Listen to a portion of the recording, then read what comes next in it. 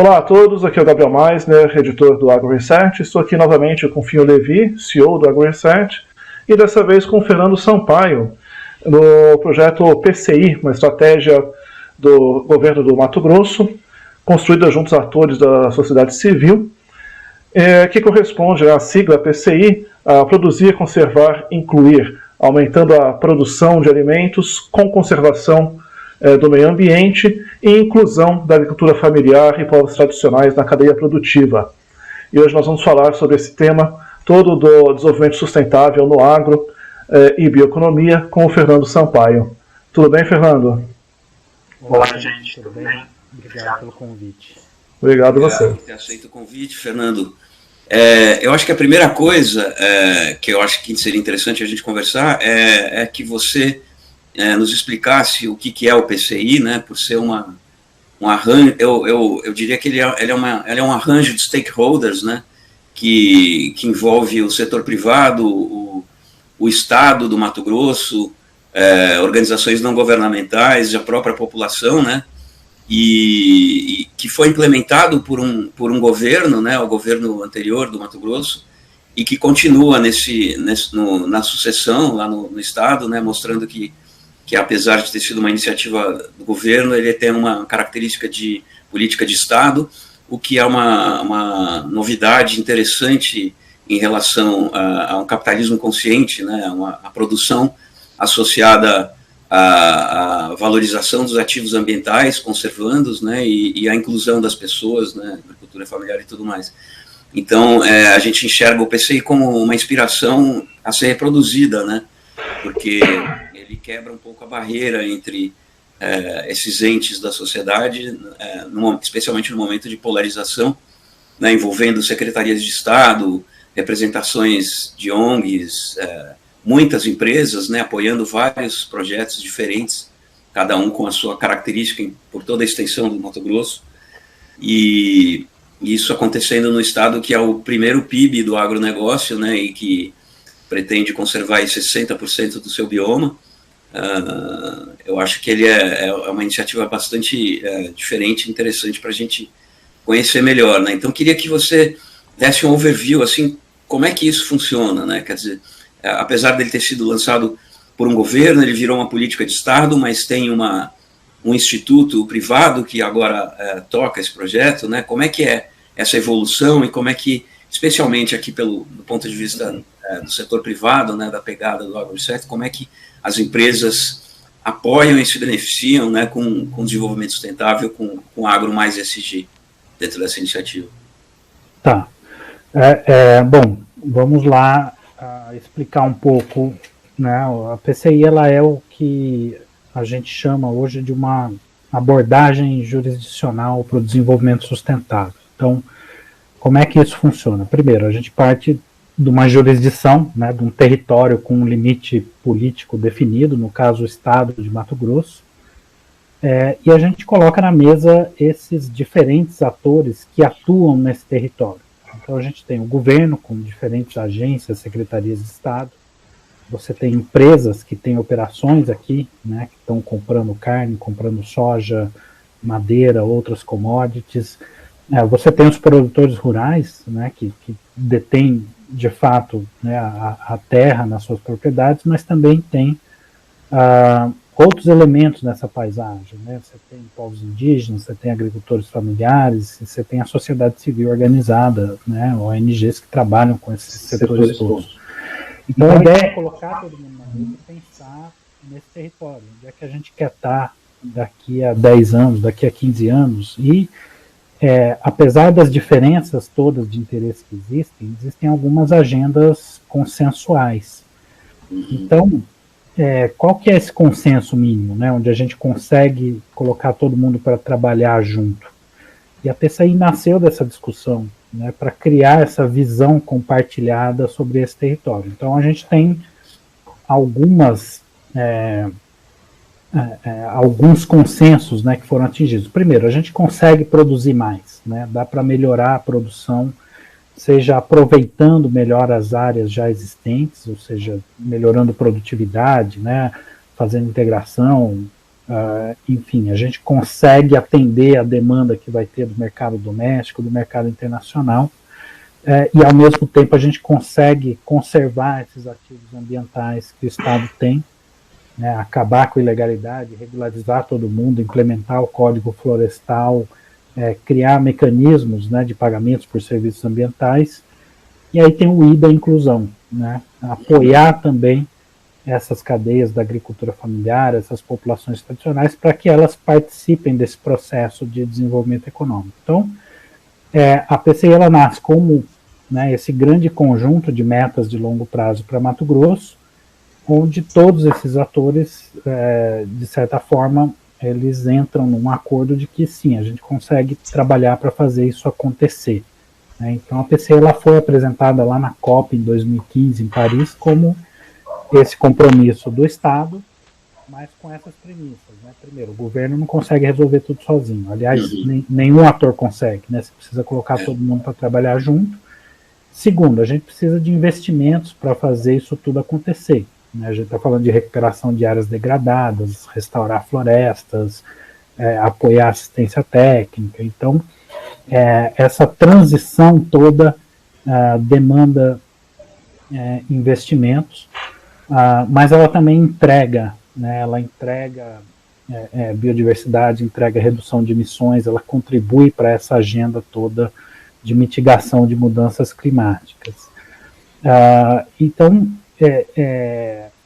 a PCI basicamente é isso, né? Vamos todos trabalhar junto para esses objetivos, e aí isso acontece de diferentes formas.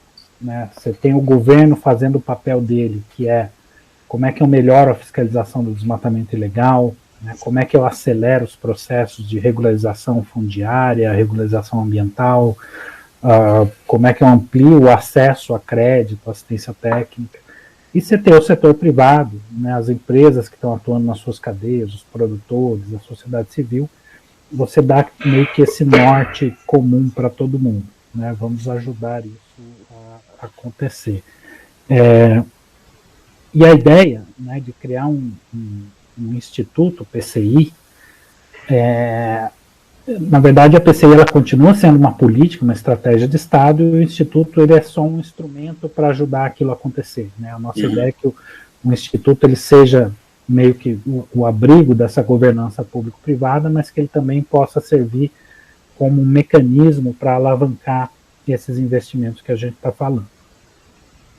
E eu vejo ali que tem muitas grandes empresas participando de vários projetos independentes dentro do global, do PCI, e que não são ali do Mato Grosso, mas são empresas que querem apoiar aquilo de alguma maneira, e eu imagino que também elas vislumbrem um resultado do ponto de vista de desenvolvimento sustentável, né? Então, apesar de ser uma política de Estado e originada por um governo, eu imagino que ela tem um potencial de ser autossustentável, né? Quer dizer, embora seja necessário um apoio de investimentos, especialmente social, às famílias, pequenos agricultores, principalmente, tal, inicialmente ela tem o potencial de ser sustentável economicamente, né? Depois que ela atinge uma velocidade de cruzeiro ali, que acaba fazendo bem para a economia do Estado e de todos os produtores e empresas que estão envolvidas ali, né? Eu vejo essa viabilidade de médio e longo prazo, né? Que não precisa ser uma intervenção momentânea, e quando a situação tiver um pouco menos, quando tiver uma situação um pouquinho melhor, isso se desfaça, né? Quer dizer, eu acho que existe uma tendência da própria sociedade, dos players locais e não só os locais, de botarem isso adiante, né? Quer dizer, como um sistema de trabalho, né, socioambiental e econômico de longo prazo, né? Tem essa preocupação? Vamos olhar de dois ângulos diferentes, né? Olhando primeiro essa parte das empresas, né? As empresas que têm interesse no Mato Grosso e que estão originando os seus produtos aqui. Você tem hoje, né, muitas dessas empresas com compromissos públicos de desvincular suas cadeias de fornecimento seja de desmatamento, seja de conflitos sociais, ambientais, enfim, compromissos de descarbonização também, e todas elas estão tentando pôr em prática esses compromissos, né? O que acontece é que, até hoje, isso veio muito de cima para baixo, né? Essas empresas melhoraram seus processos de rastreabilidade, monitoramento, mas muito na base da exclusão. Quer dizer, o cara tem desmatamento, eu não compro, né? Ele não tem cadastro ambiental, eu não compro. Você vai excluindo um monte de gente para garantir essa cadeia de fornecimento limpo. E o que a gente está tentando fazer é justamente o contrário. Mas como é que eu trago todo mundo para dentro? Inclusive.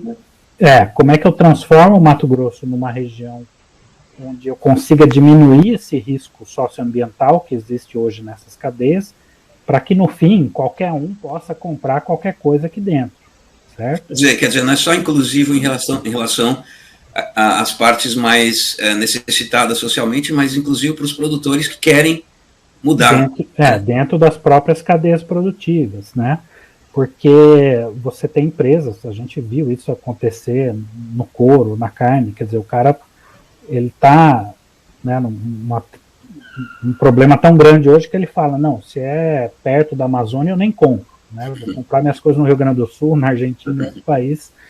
E o que a gente está dizendo é o contrário, não, vem aqui e me ajude a reduzir esse risco, né? Vamos mapear onde é que está esse risco, vamos investir junto nesses projetos, então apoiar esses produtores a se regularizarem, porque é uma ilusão, por exemplo, uma empresa pode ter hoje todos os fornecedores dela aqui certificados, né, sem desmatamento, tudo certo, mas não adianta eu pensar só na minha cadeia, né? Às vezes os problemas estão acontecendo fora da cadeia, mas uma hora ou outra vai chegar no teu fornecimento, se não é agora, daqui 1 ano, 2 anos, 5 anos, né?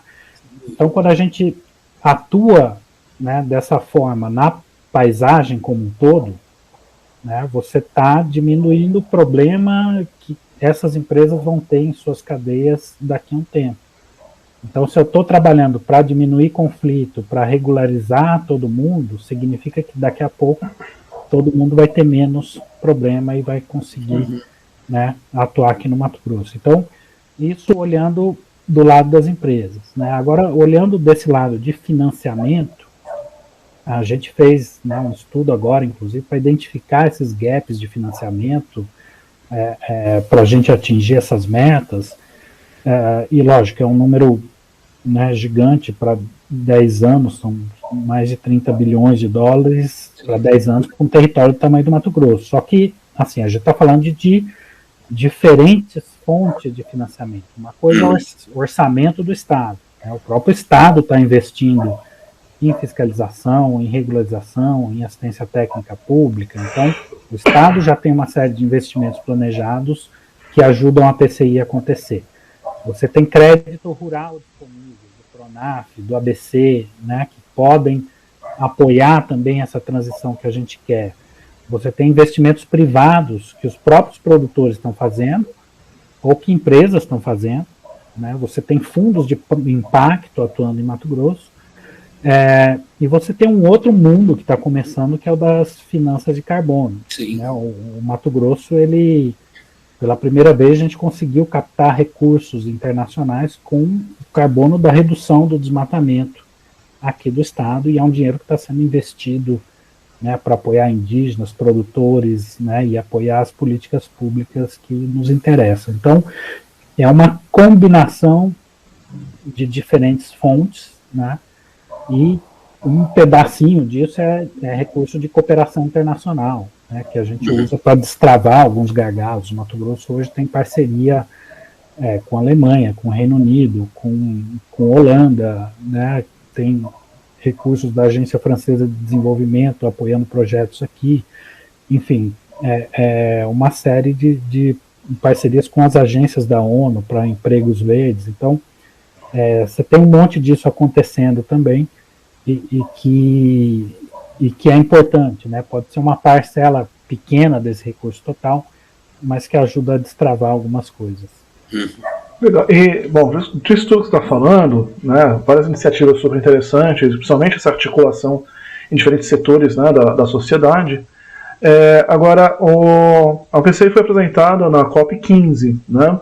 De lá para cá, concretamente, o que você vê de resultado e de cases interessantes que você possa compartilhar com a gente desde que começou essa estratégia? Pois é, a PCI ela foi lançada lá na COP15, né? E ela, como eu falei, ela começa a dar um norte para todo mundo da onde a gente tem que caminhar, né? Então, por exemplo, do lado do Estado, né, do governo do Mato Grosso criou um plano de controle do desmatamento que se orienta por essas metas da PCI. Esse plano foi colocado em prática, né? A redução do desmatamento permitiu ao Estado captar esses recursos de REDD que eu falei, ou seja, usando o carbono da redução do desmatamento, né? Esse recurso foi reinvestido no controle do desmatamento. Então o Mato Grosso tem hoje um sistema de alerta rápido que permite ao Estado detectar o desmatamento no início, né, e controlar melhor a ilegalidade. Isso melhora o ambiente de negócio para as empresas, e a gente tem tido um desempenho melhor do que os outros estados da Amazônia a respeito do controle do desmatamento. O Estado avançou muito com a agenda do Cadastro Ambiental Rural, na implementação do Código Florestal, então também foi feito investimento. A gente que analisava 500 cadastros por mês está analisando 5.000, e também mais avançado do que outros estados da Amazônia nessa implementação do código.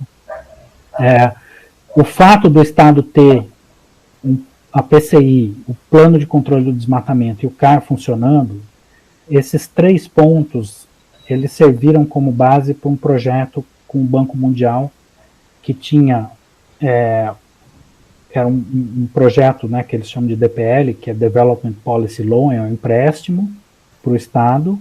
Tinha uma parte fiscal, de ações que o Estado tinha que cumprir, e uma parte ambiental. Na parte ambiental, a PCI, o CAR, o controle do desmatamento, foram as 3 ações que ajudaram o Estado a conseguir esse empréstimo. Com esse empréstimo, o Mato Grosso saiu do vermelho, que vinha durante décadas, né, e nessa gestão do governador Mauro Mendes, as medidas de ajuste e esse empréstimo que serviu para aliviar uma dívida de Mato Grosso, fez com que o Estado recuperasse a nota A de capacidade de pagamento no Tesouro Nacional e a sua capacidade de investimento. E hoje o Mato Grosso está fazendo o maior programa de investimento da sua história em infraestrutura, em educação, em saúde, porque ele conseguiu melhorar essa situação fiscal. Então, isso tudo olhando do lado do governo, né? Olhando lá na ponta, a gente tem hoje um leque de ações sendo implementados, então inúmeros projetos sendo financiados por empresas, né, por organizações internacionais, de apoio ao pequeno produtor, de apoio à regularização, de restauração de áreas, e o que a gente quer agora é dar escala nisso, né, aumentar essas soluções. Mas de 2015 para cá, foram uma série de parcerias que foram construídas, e essas ações, né, que o governo vem fazendo para avançar nessa agenda. Muito bem. E, bom, pensando no estudo, né, são avanços importantes, existe uma meta que é muito importante, que é o desmatamento zero, né? Na sua opinião, é possível alcançar o desmatamento zero? O que mais é necessário para a gente atingir essa meta? Então, a gente precisa tomar cuidado com o conceito do desmatamento zero, né? O governo em Mato Grosso ele é bem claro ao dizer que ele está trabalhando para o desmatamento ilegal zero, né? A gente tem uma legislação a cumprir e uma legislação que permite a abertura de áreas de forma autorizada. O que é importante é o seguinte, ter essa visão, né? Desmatamento ilegal é comando e controle, ninguém discute, todo mundo é a favor de acabar com o desmatamento ilegal, porque prejudica todo mundo, inclusive a parte séria da produção. Né?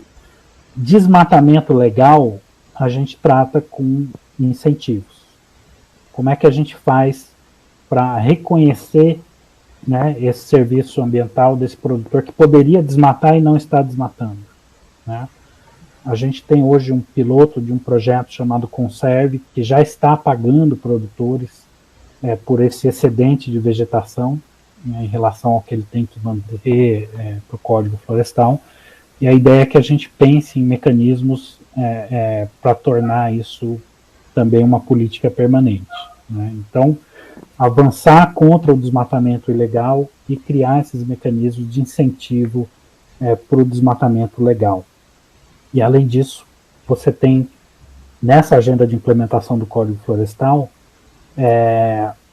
todo o passivo que precisa ser recuperado, então áreas que têm que ser restauradas, mas também áreas que podem ser compensadas.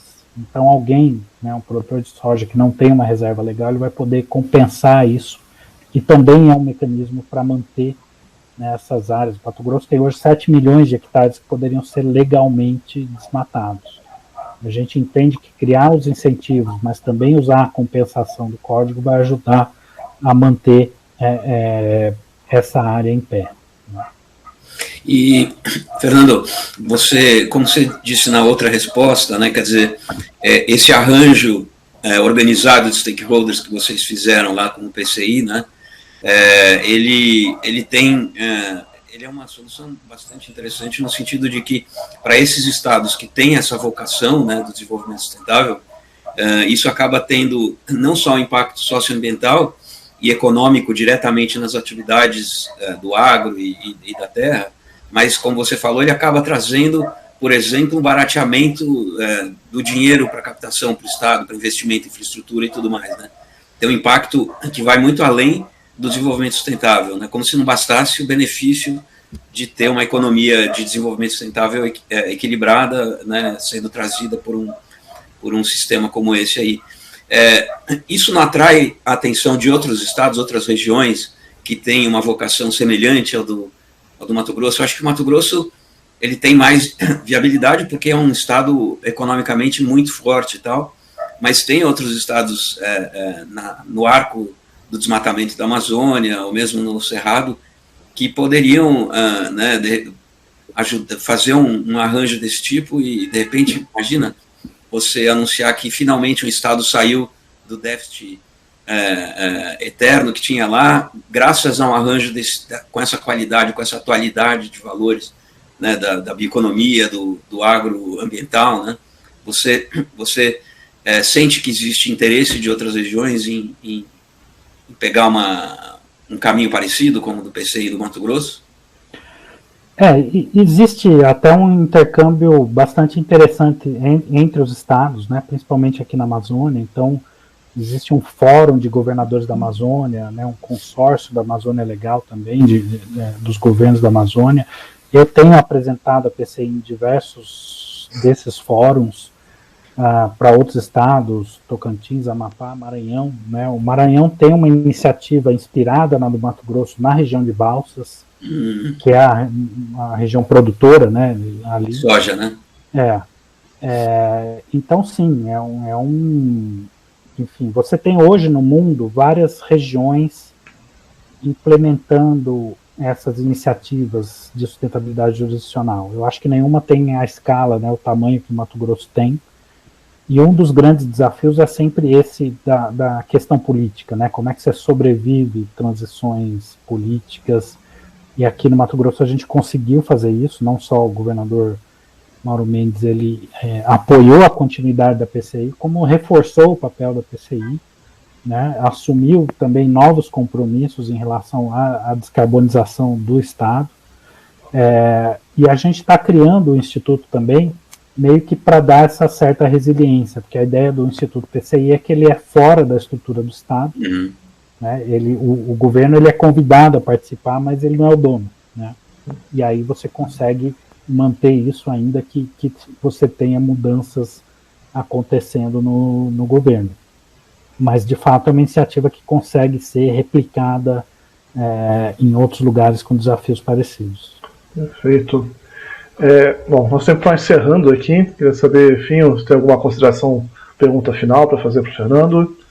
Eu queria terminar, Fernando, perguntando um pouco mais da participação da iniciativa privada, né? Você falou desses novos mercados, por exemplo, dos créditos de carbono e outros ativos ambientais que estão se viabilizando para se transformarem em produto com valor, né? E por trás tem a questão da sustentabilidade apoiando isso, né?